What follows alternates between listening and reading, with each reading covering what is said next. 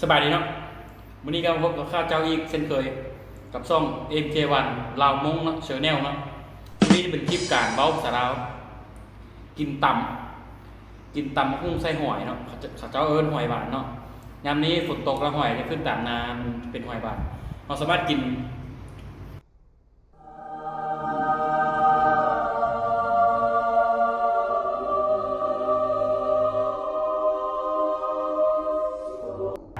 ตับแซ่บๆไปเผ็ดนัวเอามา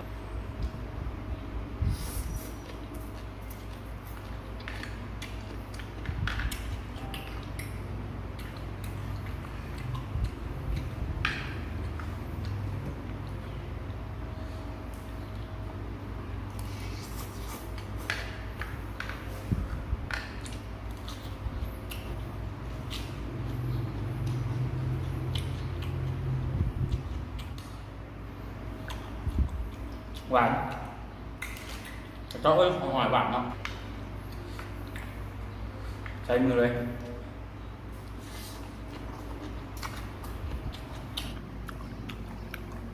ครับเลย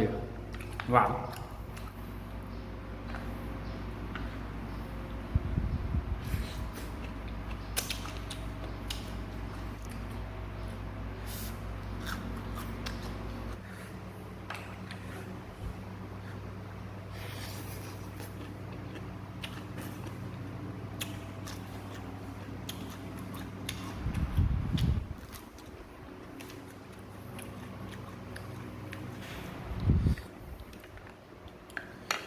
แซ่บ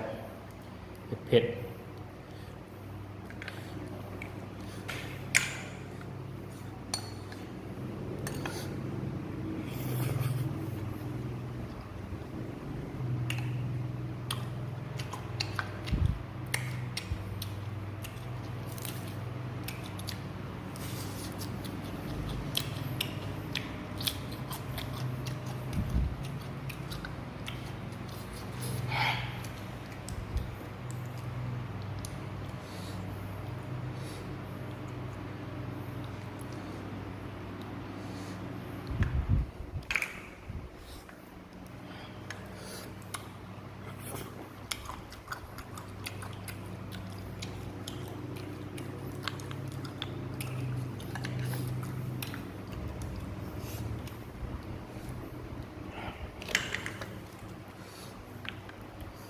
นี่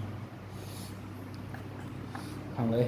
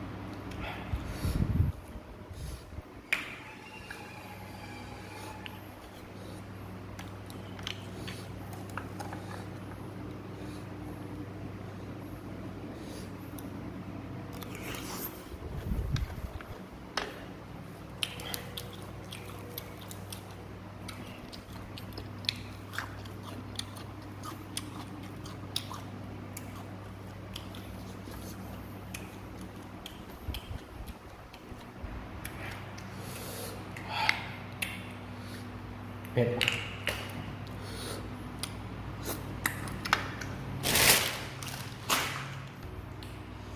ขอบใจนะท่านผู้ชมที่ติดตามกันมาเนาะกินเบิ้ลเผ็ดอีกดิคลิปหน้าจะเป็นคลิปกินแล้วก็จะเป็นคลิปอย่างเราเอาไว้ติดตามกันต่อไปนะขอบใจ